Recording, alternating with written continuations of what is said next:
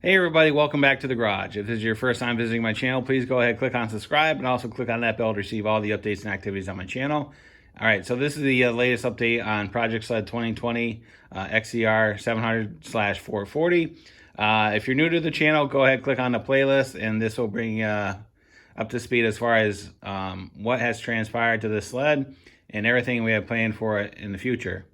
All right, so the last update, we had the rear skid pulled out, and the rear skid actually turned out to have a bad front torque arm, so it was cracked in 2 or 3 different places. So the original intent was to source out a torque arm and just swap it out, but luckily I have a friend of mine who is also on the Polaris Indie Garage Facebook page. He goes by NEK Trails Kawi Ultra, and he's not too far from me. He said, hey, I actually have an extra 10 skid here that's in pretty good shape. So we struck up a deal. I went out and grabbed it, and again, my original intent was just to swap parts from it, take the torque arm, put it on the other skid. And when I started looking at it, his skid was actually in better condition than mine, so it didn't make a lot of sense to just to swap out the front torque arm, because on the other skid, not only did it need a torque arm, the front bump stops were no good. They're split, and the limiter straps are also starting to fray out. So what I did is swapped out the Hyfax, some idler wheels, and everything else from the skid that I had just worked on, put it on the one that I bought, and I threw it in there. So, and then I installed it with no issues. It took about 45 minutes to throw it in there. I didn't film it because there's a lot of stuff on my channel that already kind of discussed this, and I didn't want to just record videos just to give you content that you may have already seen. So, you know, what we're going to try to do is we're going to try to cover new issues and things that we're going to find in the rehab of the sled. I just want to give it some new content. I just don't want to be doing the same stuff over and over again.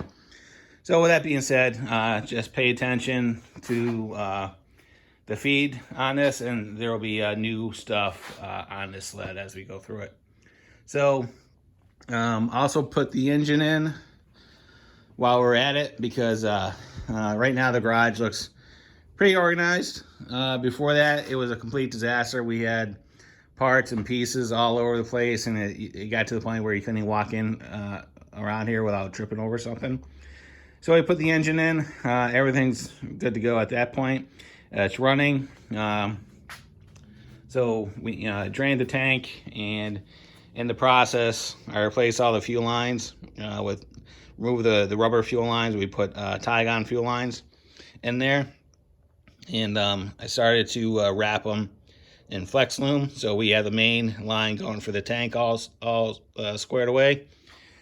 We also have to take care of the new lines going to the carbs, because those are coming out of the fuel pump. So I got to put Tygon on those. So at the point where I put the engine in, I just wanted to kind of put it in here and kind of get the garage squared away.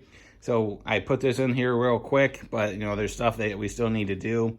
We have to work on the cable management, because right now the throttle cables and the choke cables are kind of a mess. I don't like how they look, so we got to clean that up. The pipe is in there temporarily, because another thing that we have to do is the aluminum heat shield box that goes around the can. It's actually falling apart, so it's actually rattling all over the place. So that needs to be squared away. So we need to take care of that. The exhaust needs to be sealed by the little U-pipe, because right now it's leaking by the expansion chamber. So we need to take care of that. And new exhaust springs, we got to paint the exhaust manifold or the Y pipe coming off the engine. Also got to replace the heat tape underneath the pipe, so I'll be covering that. So still going back and forth on whether or not we're going to put reverse on this sled. And the reason I say that is because This is a CRC front end, and the reason why it's called CRC, or controlled rolled center, unlike the traditional indies where the trailing arm is mounted outside the belly pan, these are actually tilted in, and they exist in the same space as where the chain case is.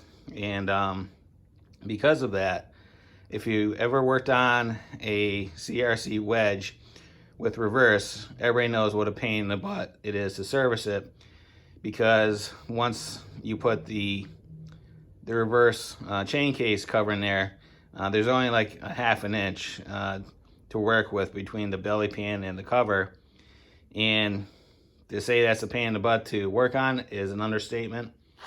And the reason why I'm going back and forth whether or not I'm going to put reverse in here is because the way Polaris wants you to do it is they want you to remove the bolt from the trailing arm, drop the trailing arm, and then you can manipulate the belly pan just to form it, deform it, and get the case out of there and everything else, and then you can service it.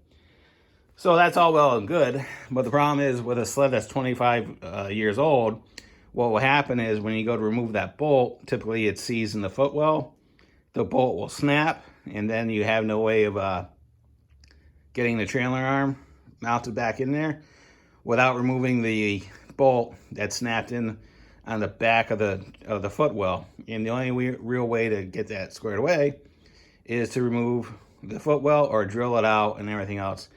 So needless to say, when you get into that type of scenario, it's a pain in the butt to service. So I'm going back and forth whether or not I'm going to put reverse on it. So we'll see. So another thing we got to do is we got to address the front end, mainly the shocks. The shocks are all rusted out. So what I'm going to try to do is, I don't want to replace them because I think they can still be saved once we do a rebuild on them, but the bodies don't kind of look like crap because they're all rusted out. So what we're going to do is we're going to remove the shocks from the sled, and I'm going to strip them using a paint stripper, and then paint them, and then put labels on them to make them nice and neat and doing a good rehab. So we're working on that.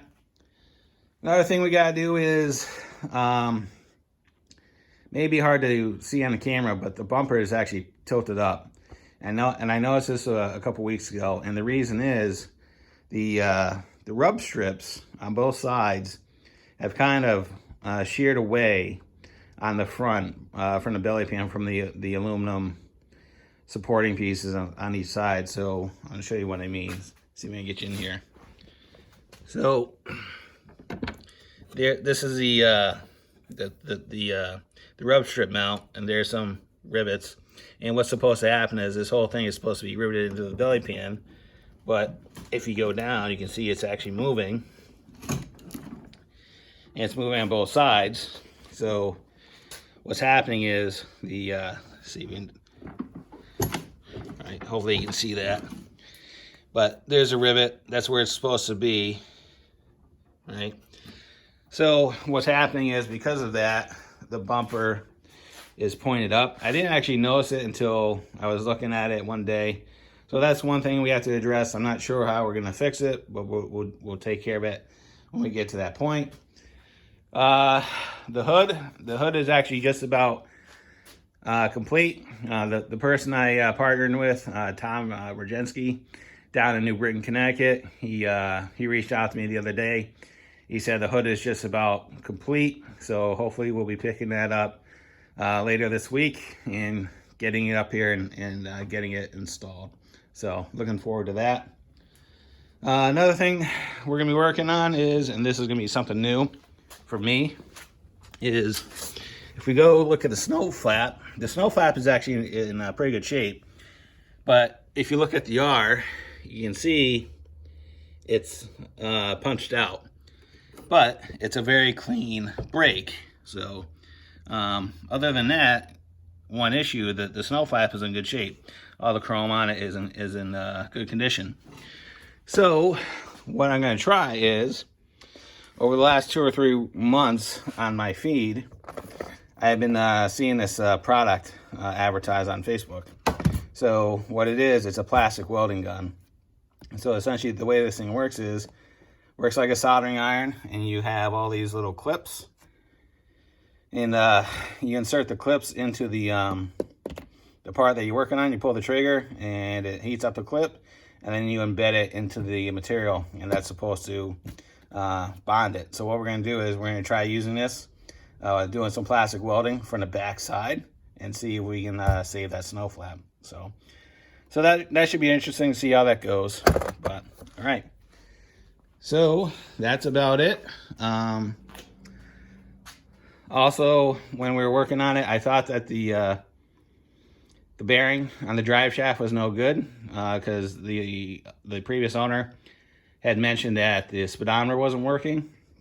And so I pulled the drive assembly off, and it actually turned out that the cable was sheared off in the casing. So we gotta see if the speedometer in the cluster is no good. So we have a replacement speedometer cable, so that's something that we're gonna be working on. And that's it. I think that's all I can think about for now. If there's any questions, comments, concerns, go leave them in the comments box. I'll get back to you as soon as I can. And as always, thanks for watching, and have a great day. See ya.